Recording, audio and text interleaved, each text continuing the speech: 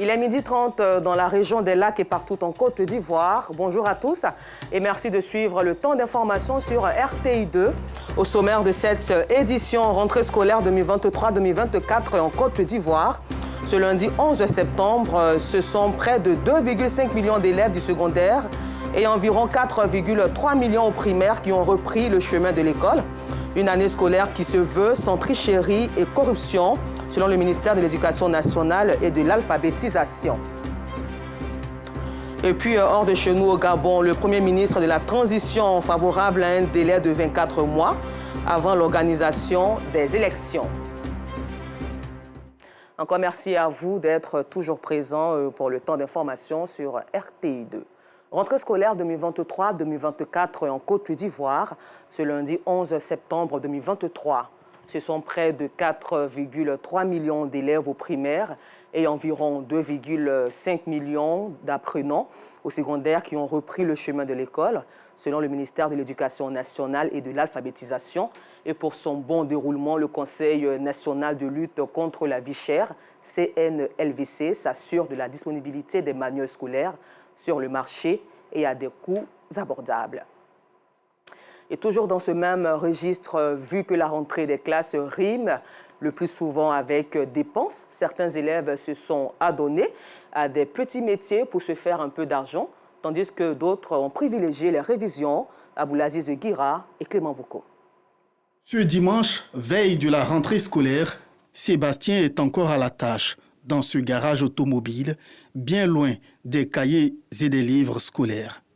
Pour ce jeune élève, c'est la dernière ligne droite pour ramasser suffisamment d'argent. De quoi débuter l'année scolaire aisément. Ils travaillent, ça pour aider les parents concernant pour les fournitures scolaires. Des fois, par manque de moyens, les parents ne peuvent pas payer toutes nos fournitures, surtout nos livrets. Donc souvent aussi, nous travaillons pour pouvoir nous aider aussi. Souvent aussi les photocopies à l'école.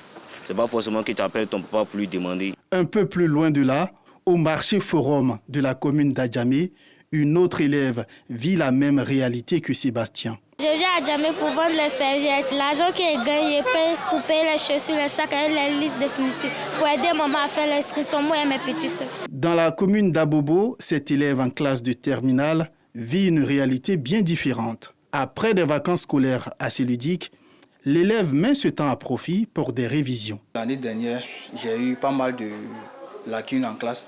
C'est-à-dire, j'avais les notes qui étaient bas.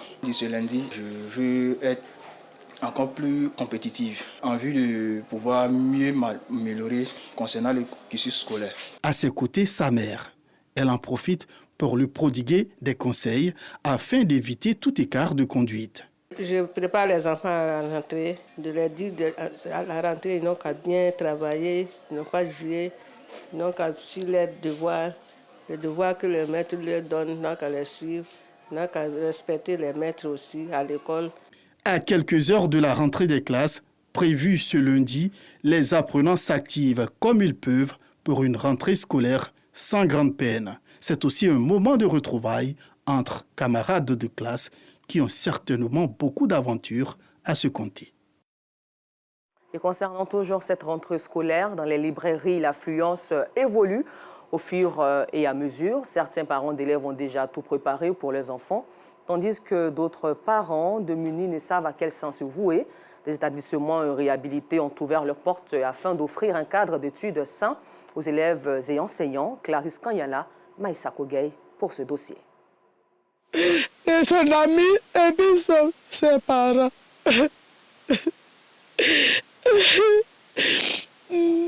La famille Guéhi est plongée dans une grande affliction à la veille de la rentrée scolaire.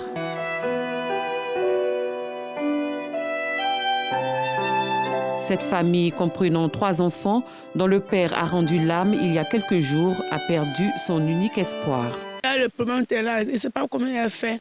Il ne peut pas qu'ils vont à l'école parce que l'école là-bas, on les a mis là-bas. Il y avait un crédit sur nous. Le directeur veut les renvoyer. Parce qu'on doit.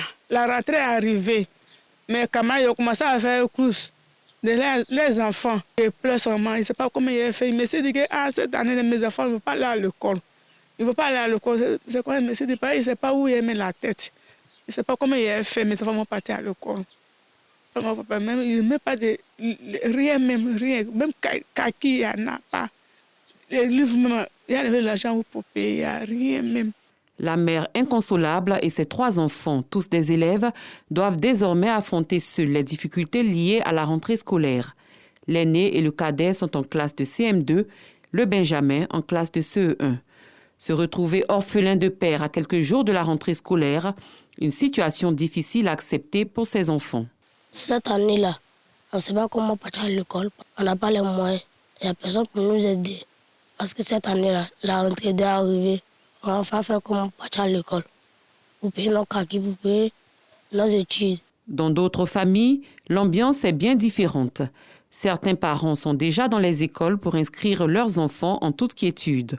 Parmi eux, Fatima, venue avec sa fille de 4 ans pour faire l'inscription de ses 3 enfants dans cet établissement de la place situé au plateau d'Ocuy. Dans cette école, les fournitures scolaires sont proposées sur place aux parents d'élèves. Cette parente estime que ses enfants ne doivent manquer de rien dès la rentrée des classes. Je suis là pour l'inscription de mes enfants et je suis venue prendre les kits en même temps à l'établissement ici. Cette année, c'est un service proposé par l'établissement et je trouve que c'est une très bonne idée parce que ça facilite les choses aux parents. Par le passé, il fallait courir dans pratiquement toutes les librairies pour trouver les fournitures demandées par les enseignants. Donc c'est un peu fatigant quand vous avez plusieurs enfants de différentes classes. Il faut vous promener dans tout Abidjan, dans les librairies. Donc le fait que l'école mette les kits déjà à la disposition des parents, c'est vraiment bien et aussi le coût est vraiment abordable. Chaque année, quand on donne la liste de fournitures, il y a beaucoup d'enfants qui arrivent à l'école qui n'ont pas comme on appelle, les fournitures complètes ou bien qui n'ont pas ce qu'on a demandé, surtout à la maternelle. Je prends l'exemple, il y a des feutres qu'on prend pour travailler. Les maîtresses, quand elles donnent la liste de fournitures, elles mettent une marque. Et souvent, les mamans, bon, peut-être ce n'est pas volontaire, ne savent pas, vont sur le marché, prennent un paquet de feutres quelconque.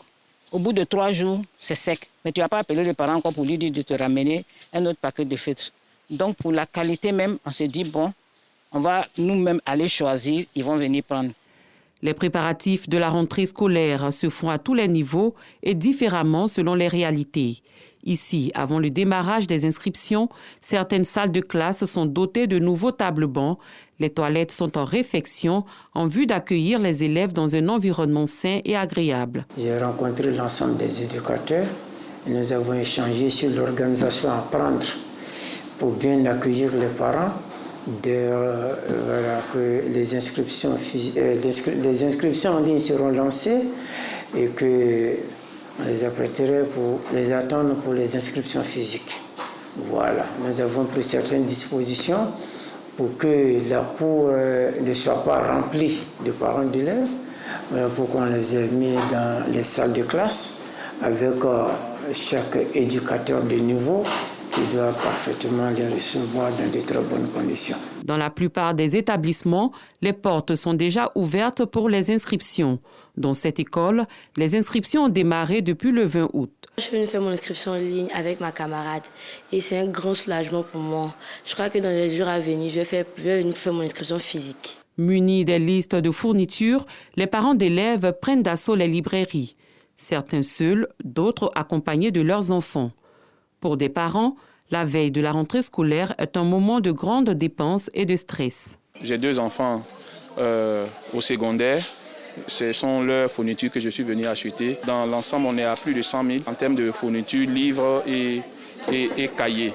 Au dire des responsables de cette librairie, l'ambiance change favorablement au fur et à mesure. Tout traîne d'abord, mais n'empêche que d'autres anticipent.